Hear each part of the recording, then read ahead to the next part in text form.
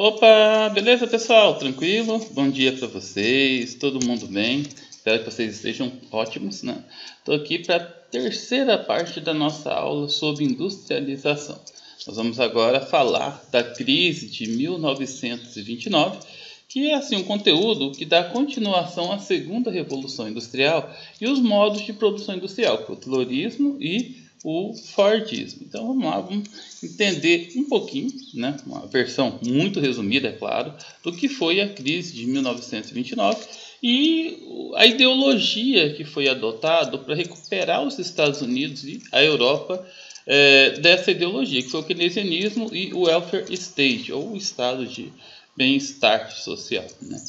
Bom, pessoal, olha só, nos Estados Unidos havia uma crescente produção industrial por conta do modelo fordista, né? E isso acabou provocando a Grande Depressão, ou seja, a quebra da Bolsa de Valores de Nova York. Mas para a gente poder entender essa Grande Depressão, a gente precisa entender o que aconteceu na década de 1920. Olha só, o mundo, né, passava por um grave problema, uma grave recessão por conta da Primeira Guerra Mundial. Então, a Guerra Mundial deixou lacunas muito grandes no mundo, principalmente no mundo europeu. Só que os Estados Unidos continuavam mantendo o seu regime de consumismo, que é o principal estilo de vida dos americanos, né, dos estadunidenses, mantinha uma produção muito grande industrial.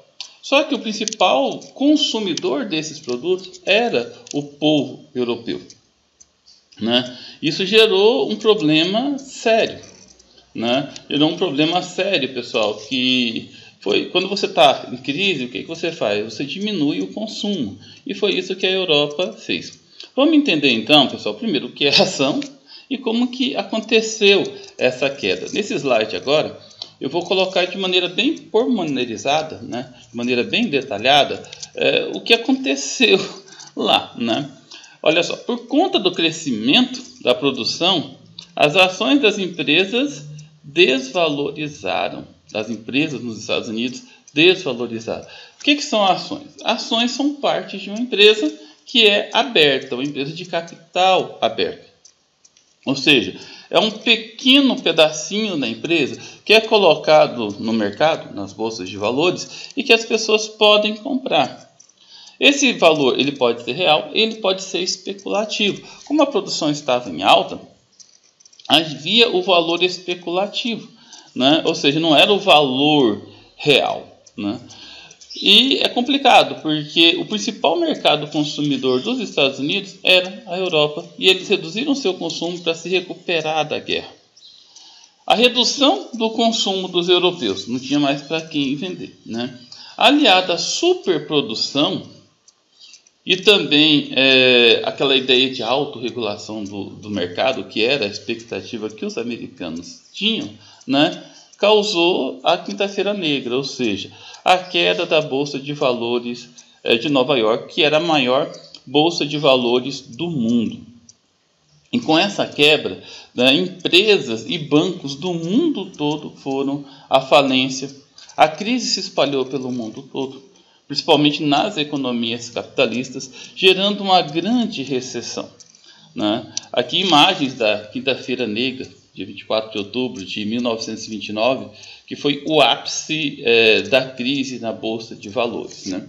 E essa crise foi um terreno fértil para que muitas pessoas se destacassem, né?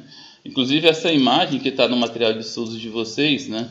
O Al Capone, conhecido mafioso dos Estados Unidos, abriu um restaurante para dar comida de graça para as pessoas que estavam desempregadas. O Brasil sofreu com a crise porque nosso principal produto de exportação era o café e os Estados Unidos era o nosso principal comprador. O governo da época, Getúlio Vargas, né, em 1930, comprou toda a safra e mandou tacar fogo, mas mesmo assim não conseguiu fugir dos efeitos da crise, né? Para se recuperar dessa crise, pessoal, que foi enorme, foi absurda, os Estados Unidos adotou o keynesianismo. O keynesianismo é uma versão do estado de bem-estar social. O keynesianismo é uma referência ao economista inglês John Maynard Keynes. A ideia era uma forte intervenção do Estado na economia, com o objetivo de controlar a inflação, reduzir o desemprego e aumentar o consumo. Então o Estado ele aparecia aí como o principal interventor da economia, né? O Estado, dentro desse modelo, dentro dessa ideologia, tinha como função regular todas as atividades, participar de todas as relações econômicas. Esse camarada do slide aí que é o Keynes, tá, pessoal? Bom, e nisso os Estados Unidos, que na época era presidido por Franklin Roosevelt, adotou o New Deal, que foi uma política de Estado, né? New Deal, novo acordo, né? Que a ideia era essa intervenção.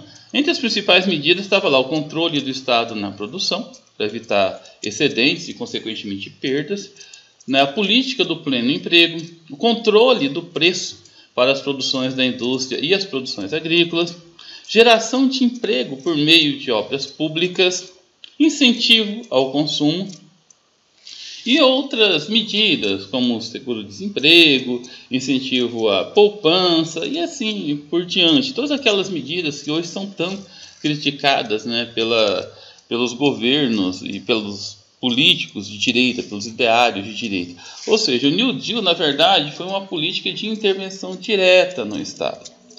Gente, agora é complicado porque o liberalismo ele é um modelo bom. Não vou dizer que ele é ruim, não. Porque o mercado ele precisa se autorregular pela oferta da demanda e da procura.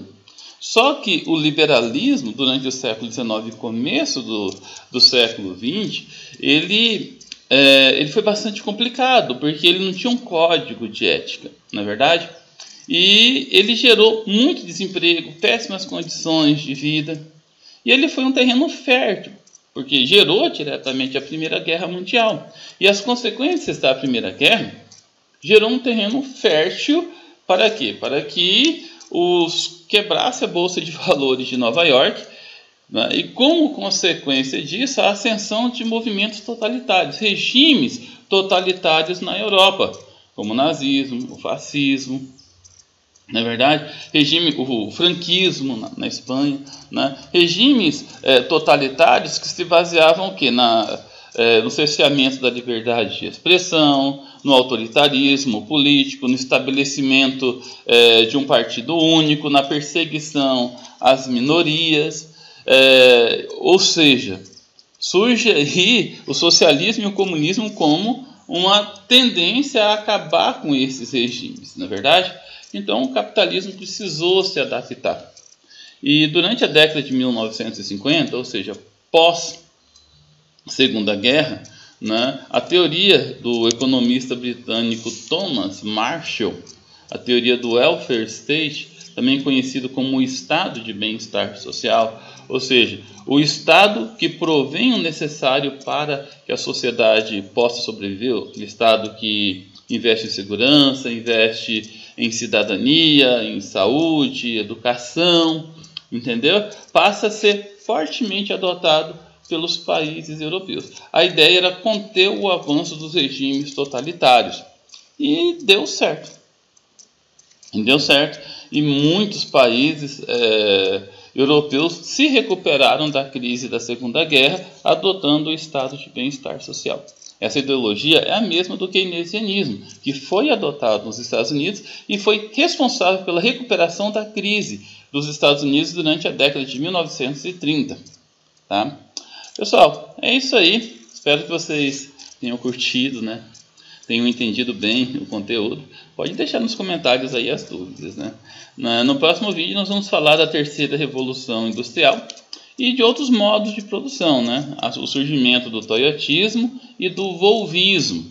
Vamos falar ainda, pessoal, das telecomunicações, isso tudo no mesmo vídeo, tá bom? E vamos falar também da terceirização da economia.